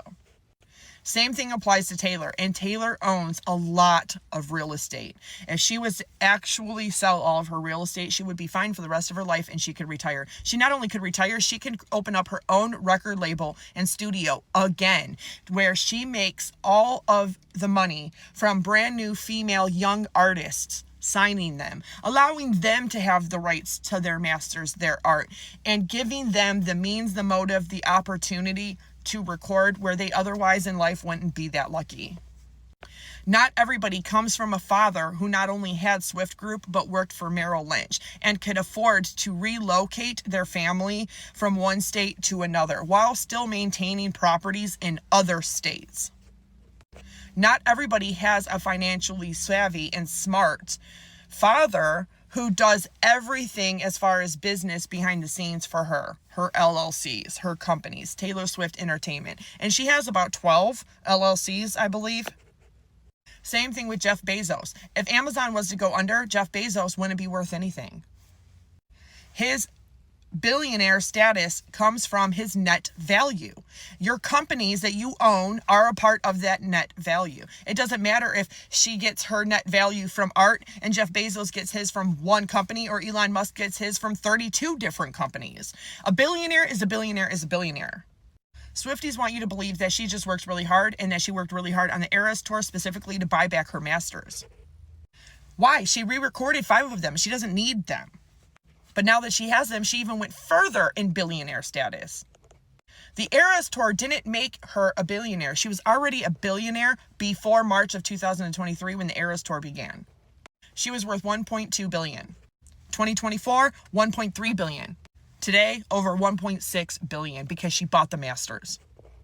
Eat the Rich does apply to Taylor, and if you're a Swiftie, that's fine. You're welcome here always. She does have some really big hits. Here's a Taylor Swift Easter egg that a lot of Swifties probably have never noticed. Has she been writing poetry books and selling them on Amazon and you have not noticed? Don't Blame Me for What You Made Me Do by Willow Bowery. For those of you who do not know, William Bowery is Joe Alwyn. Joe Alwyn is an English actor and songwriter. Joe Alwyn and Taylor Swift were together for a little over 6 years. She even moved to the UK. Yeah. But they kept their relationship pretty private, and it wasn't just Taylor's decision. It was their decision mutually because Joe wasn't that big on the amount of attention and fame and press that Taylor gets naturally. But he did work with her several times as a co-writer on several of her songs, but he didn't do it under his real name. He did it under the name William Bowery. But here is the really weird part. This book on Amazon, Tortured Poets, came out 2 months before Taylor Swift released the name and the album itself. So if this person just coincidentally is copying and writing poetry books based on Taylor Swift's albums, how would they know the name of her album 2 months before the album's name is even released? As you can see here, this book was put out on February 22nd of 2024. Her album didn't come out until mid-April of 2024. But this, The Tortured Poets, a poetry book, says this. This is not an album, not a department, just you and me being forced to write an anthology that was bound to fail. But that's not necessarily true because everybody was giving her all kinds of flack for using the Grammy stage and acceptance speeches for announcing the name of her new double album, which she did on February 4th of 2024. Only 18 days later, this book is put out. So is it really Taylor or is it somebody using Taylor's albums as inspiration? But it doesn't stop there. Don't Blame Me for What You Made Me Do by Willow Bowery. There's also this, Clownery. But this, Death of a Showgirl. This is being released on October 3rd of 2025. That's the same exact date that her album comes out. But she has already told everybody what the name of her album is. So it is very much possible anybody in the world took that information and quickly wrote a poetry book and then slapped it on here, and they are going to release it the same date as Taylor's album. But there's also a very big chance that this could be Taylor Swift herself anonymously writing poetry books to see how well they'll sell under not her name. But the book says something like this. Did she leave the stage in silence? Was it Candle? Was it Blade? Was it loved turned into violence or some darker masquerade? No witness ever certain, no voice will quite agree. The truth lies behind the curtain, not yet revealed to thee. I honestly don't think this is Taylor Swift. I could be wrong, but there is no picture, and it just says Willow Bowery, which clearly is the mate to William Bowery. Why would she do that when she's been in a long-term relationship with a new person named Travis Kelce? And why would she be publishing poetry books in 2024 when she was with Travis Kelce under an ex's pseudonym mate's name? Under a pseudonym that is the mate to her ex's pseudonym. That doesn't make any sense to me. Now, if it said Willow Kelce, maybe. But she also has this one. It says, all theories are wrong. Reputation, clownery, gay lore, VMA, snake baby, lover, deluxe. And it has all of these words referring to Taylor Swift, to her albums, her music, and all of that. It says Easter eggs and other delicacies. Again, I highly doubt that this is Taylor Swift because she wouldn't be charging only $7 or $8 for these poetry books. She probably would be charging more. I think there is plenty enough evidence that this book was put out after she announced the name of her new album. And there's plenty of evidence that this book, The Death of a Showgirl, was put out after she announced the name of the album. Now, if this was put out before she made a public announcement to the world what the name of the album was, then I could see it being Taylor. Just because it's being released on October 3rd of 2025 doesn't mean anything. She announced the name. Any of the 8 billion people on planet Earth could easily take that public name that she released of her album and quickly do a poetry book for the rest of August, September, and have it ready by October 3rd for publishing, and just happen to be doing it the same day that her album is to be released. If this had already been put up before she released the name of the album, then I would believe that this is possibly Taylor Swift or somebody connected to her. However, that's simply just not the case, because she announced The Tortured Poets Department, the name of her album, on February 4th of 2024. And this book right here, it was not put on until February 22nd of 2024. So anybody that was wondering about that Easter egg, well, you can keep wondering. You are entitled to your thoughts, your opinions, your feelings, your critiques, your emotions about this whole entire conspiracy. But to me, it's illogical. And the reason why is because if this was Taylor, she wouldn't do it so blatantly obvious. And she wouldn't be doing it after she's already released the name of her albums. This is somebody who is clearly plagiarizing the name or little snippets, little phrases or lines or things that are directly related to Taylor Swift, and is utilizing them for poetry books. The fact that this person is anonymous is probably because it's not Taylor. The person probably doesn't want their face or their name on it because they're embarrassed or they're shy or they're insecure or they just don't want you to know who they are. They want you to believe that it could really possibly be Taylor. Oh, and for all of you Swifties, you die-hard Swifties who are out here saying, oh, she's not a billionaire in the way that you think she's a billionaire. The Era store is what made it possible for her to buy her masters. Did you not hear her lie directly to your face? She lied to your face right on that podcast. If you didn't pay close enough attention, she sat there and said she's been trying to get her masters back for a long time, but negotiations always fell through. So that tells you right there that she has had the money to buy her masters back. In fact, why she didn't buy them knowing her daddy was an investor in the whole entire beginning of all of that is beyond me.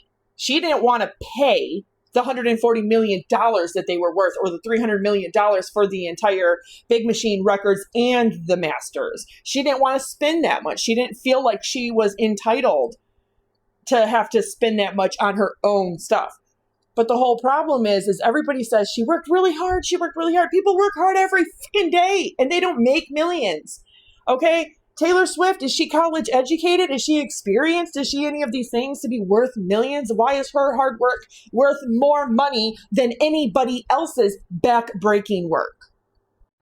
It's not.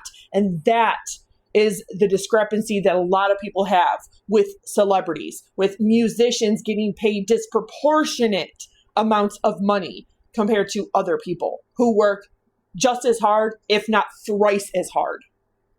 They want to make the argument that the Eras Tour made her a billionaire. That's not true. The Eras Tour didn't begin until the spring of 2023. By January of 2023, Taylor Swift was already worth $1.2 billion. 2024, she went from 1.2 billion net worth to 1.3 billion net worth. And today in 2025, she is worth over 1.6, nearly 1.7 billion dollars. So the Eras Tour certainly made her a decent amount of money, several hundred million. But she also gave back a lot of money in bonuses to her crew, to her staff. She also had to help pay for someone's funeral because they died at her concert. That's not what got her the money to buy her masters back. She's always had the money. She said so herself if you were paying attention. Eat the rich and blackout applies to Taylor Swift. And people hate me for this, but if she wasn't white, blonde, and blue-eyed, I'm telling you, she wouldn't be where she's at. Another goddamn variant from Taylor Swift. That's 5. The Life of a Showgirl, which the album comes out on October 3rd of 2025. But she already released this limited edition purple and green vinyl. These are collector editions vinyls. Because, like, who just streams or buys CDs anymore? Retro collectors do. That's why she also has this. Cassette tapes, you know, for the people who still like to do VHS, cassette, vinyl, and do all of the throwback. Where's the 8 tracks, Taylor? So everybody noticed that when you type in Taylor Swift in Google and TikTok, it had blue glitter today, which leads you to her website where there was a countdown and that expired at 2 o'clock. Where you then get these variants. So that's now 5. It's this yellow and that dark blue variant. And you know what it's giving? It's giving you love Michigan, baby. Michigan. If you didn't know, that's Michigan University colors there.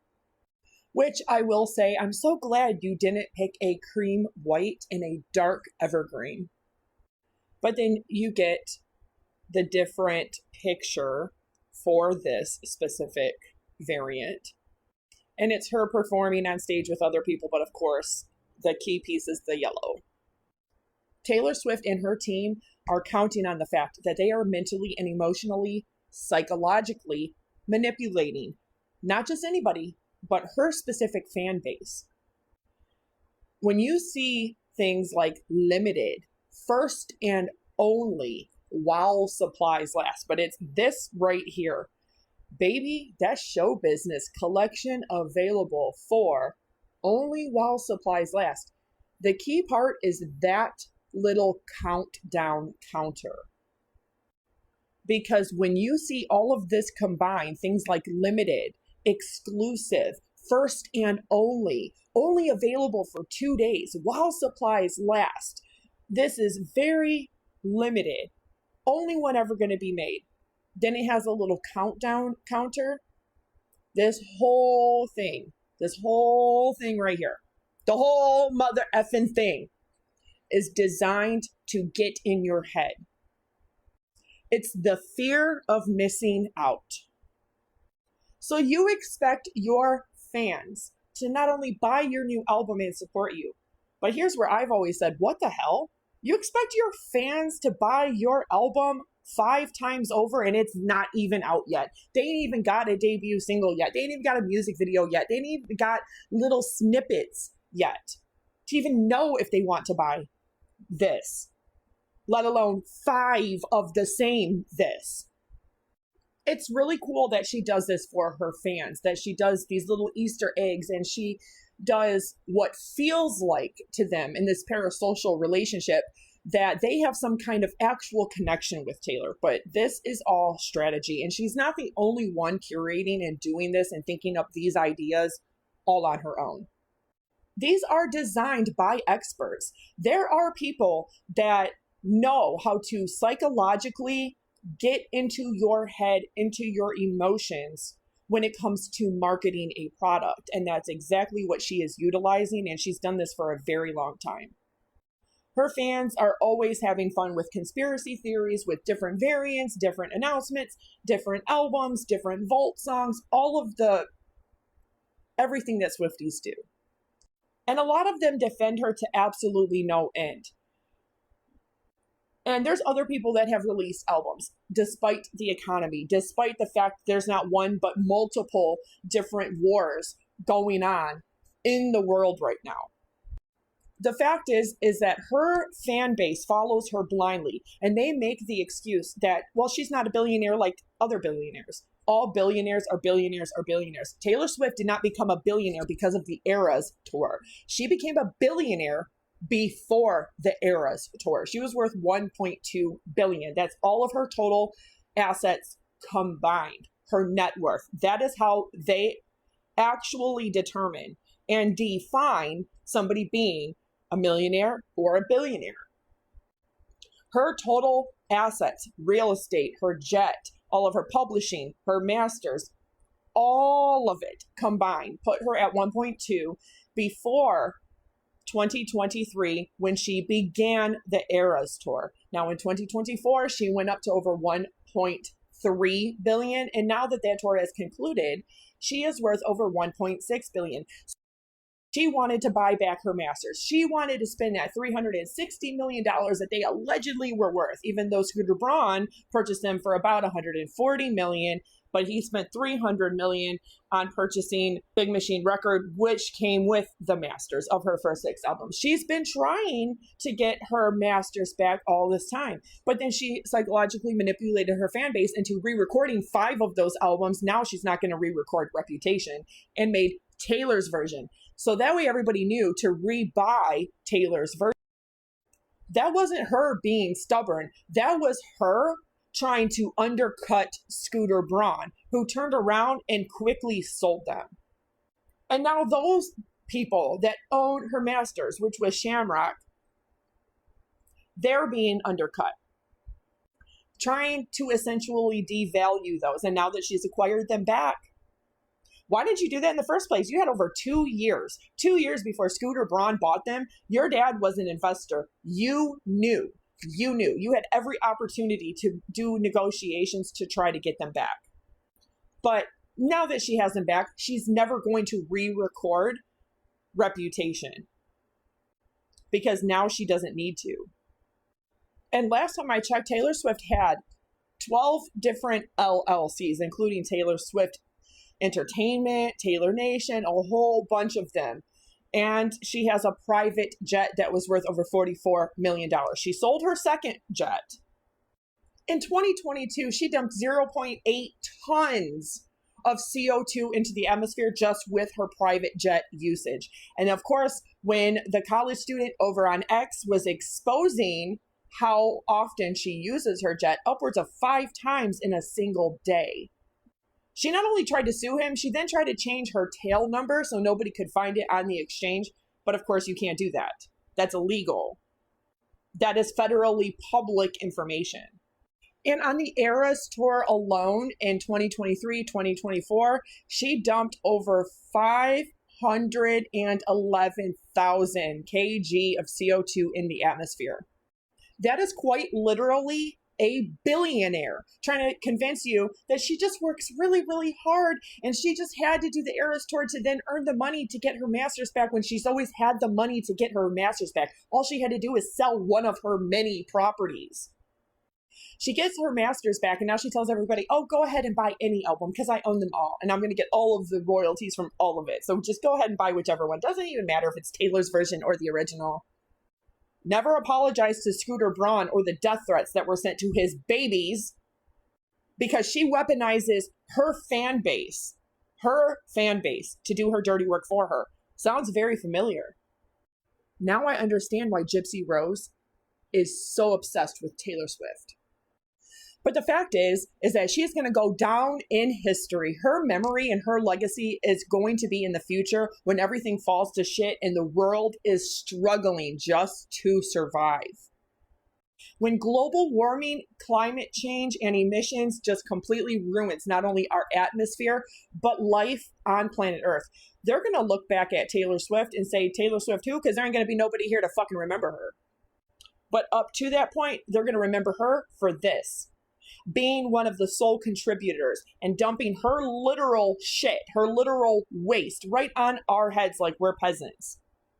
And we have the right as a society, as a community, as people to sit here and demand better of the people who have the connections, the wealth, the money, the power, and the fame. To not only do better, but to be better. Not trying to convince us with $15 million PR machine every single year that you are better. that you're deserving, that you earned it, and that you work really fucking hard. Guess what? Most people work hard. And no, it's not all about Taylor. Until everybody has the ability to work really hard and make enough money to get their breasts and their veneers done, let's not talk about working hard, because she's not even college educated. And it certainly wasn't work ethic that got her to where she's at. Taylor Swift isn't a billionaire, at least not in the way that you think. Taylor Swift could stand in the middle of Fifth Avenue and shoot someone, and people like this would still support her. It's crazy how defensive they get. While everything she may own may equate to $1 billion, that doesn't mean she has $1 billion in liquid assets. Do you think that just because someone's worth billions, that they just have $1 billion in their savings account? Their worth is determined by their investments and also things that they own, like real estate. Do you not know this? If you added up all of her properties, her cars, her masters, if you added that all up, and if she decided to sell it, she would probably get somewhere around $1 billion. You do know this. Oh dear. She doesn't have $1 billion, okay? She bought tons of property and cars and a private jet. God. Oh, and it's funny you bring up her masters. Finally buy back her work. All of that adds up to probably $1 billion. But guess what? She's not gonna sell those. She's not ever gonna she's not gonna get that physical money back. She bought them with her own money. She bought them. I just think it's so weird that her fans all of a sudden lose the ability to grasp basic concepts when they feel like they have to defend her. She spent $360 million to buy those songs. Do you think that $360 million would have been better spent another way, given everything that's happening in the world? It's just so sad to see how blind you are when defending your favorite artist just because you don't want to go back on this thing you said. I definitely believe that ABAB, all billionaires are bad. Men's response to Taylor Swift, let's go. Flat as a board. She really trying to not look like a 12-year-old boy. No hips, no shape, just a big thigh. Did you skip leg day? Overrated bucket. Bucket? Maximum angle, but still not a whole lot going on in the backyard. Not a whole lot going on with the hairline either. Looks like when you break a toothpick in half.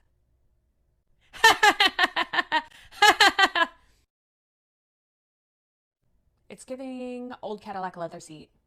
Well, Beyonce has a rack and Taylor has speed bumps.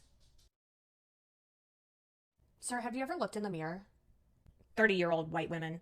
Taylor Swift has a new album and pumpkin spice season's coming. Who needs a man?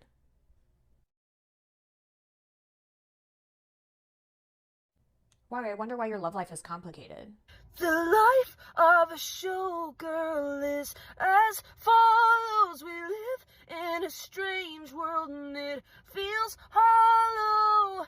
You can watch me all you want and then push down barricades and taunt, cause you'll never know the real me. That's reserved for Travi. And then Sabrina Carpenter comes in and she's like, oh, said you want to be a showgirl. Okay. Showgirl, show 'em, girl, what you're working with right now. Showgirl, in your own world. Oh, said you want to be a showgirl. You better show 'em how. The life of a showgirl is as follows. We live in a strange world and it feels hollow. You can watch me all you want and then push down barricades and taunt, guys. You'll never know the real me. That's reserved for Travi. Am I right? How accurate am I? Did I just leak the song?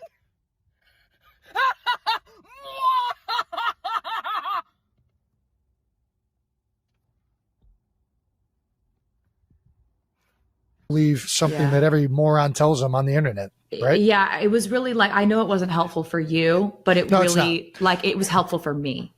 And that's all that matters to Taylor Swift, right? As long as people are helpful to her. If you really pay attention to a lot of her actions, words, choices, and behaviors, it really tells you a lot.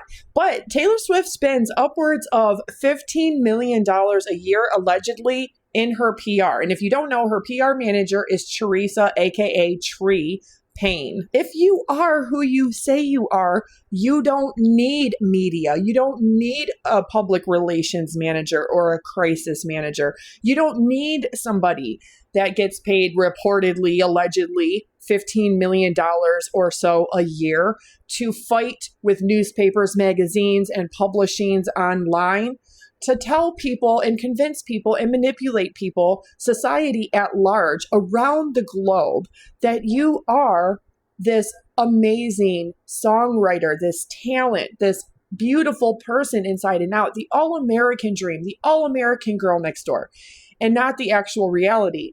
That Taylor Swift is where she's at because of her father. Did you know that today, right now, at this very moment, that Taylor Swift's brother and her mother work for her? Did you know that her dad was allegedly worth over $10 million when she was born? He not only worked for Merrill Lynch, he created the Swift Group. He had money, he had connections, and he helped curate his daughter's dream and career. That is a reality only available to Nepo babies. And while many people have a nepotistic dream, we don't get that reality. Taylor Swift keeps writing music and keeps working with the best producers to help her write all of that music, produce the music, mix the music, record the music, and make sure that everything she does is a hit. Because not only does she now have the fame, the connections, and the power to ensure that everything she puts out is a hit, why doesn't she put her energy, time, and effort, if she is that talented and that amazing, towards helping young female artists if she's such a feminist? Why doesn't she open up her own record and production company and her own record studio and start signing young female artists who don't have the luxury of being a Nepo baby? Because the one and only thing that matters to Taylor Swift is Taylor Swift, where she's done not one, but 3 of these already. These countdowns. And then you go to her website after she utilizes TikTok, Facebook, Instagram, and Google. Every time that you comment or search her name in the search bar, it would drop down orange glitter for the announcement of The Life of a Showgirl. Today, the countdown was for 2 vinyl limited edition variants, both yellow and blue. Well, she has one more to unlock, and that one is pink. So allegedly, it's going to be a pink and silver edition. That is going to be 5, 6, 7 different variants of one album. This is direct emotional and psychological mental manipulation of her fans, using words like limited edition, one and only, while supplies last, using a 2-day counter that goes down, making her fans feel like they have the fear of missing out, making all of her fans feel like they must get every version to have a complete set. This is a marketing strategy that is often employed by psychiatrists who know not only how to get into the head, the heart, and the mind of fans, but the public at large, and make them want to purchase every single version. So how can you make even more money off of one single album? You repackage it several different ways and times. You make it exclusive. You make it limited edition. You make it one and only available while supplies last. You do not Easter eggs, but you do countdowns to announcements for them. You make your fans feel like you are participating in the parasocial relationship.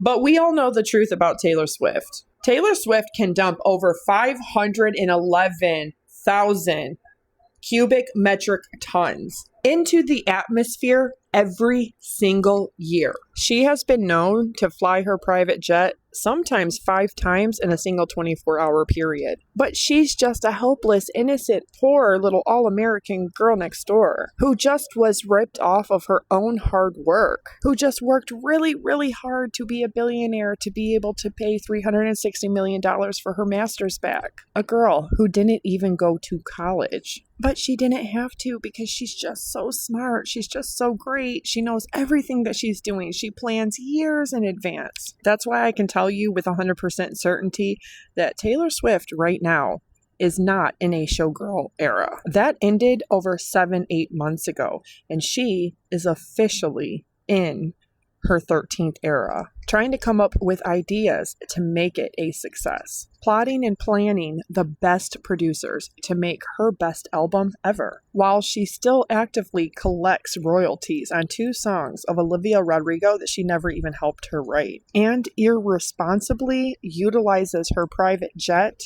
even for short distance trips. Now, Lex on TikTok really had a point. Her crying in Miss Americana about how she is always going to speak out for what's right, and then complete radio silence since and while the world literally falls apart. And she goes from tortured poet to a showgirl. She shouldn't have made a whole documentary saying that she was always going to take a stance. So, and that's a very good point, because she wanted to appease her liberal fans and wanted to appear to be on the right side of history. Meanwhile, her very right-leaning Republican parents were trying to pressure her into not speaking politically because, well, then you already divide half of your fan base that doesn't align with your politics when you start speaking politically. And music is supposed to be the one thing that brings people together, despite and regardless what your political leanings are. And Taylor, like a lot of artists, are really good at hiding what their true political feelings are, deflecting every other day with purple, confetti, and glitter, wanting people to think that she's not a billionaire. She only worked really hard on the Eras tour to be able to purchase back $360 million of her own work. To which I responded back, she's not silent, she's louder than ever,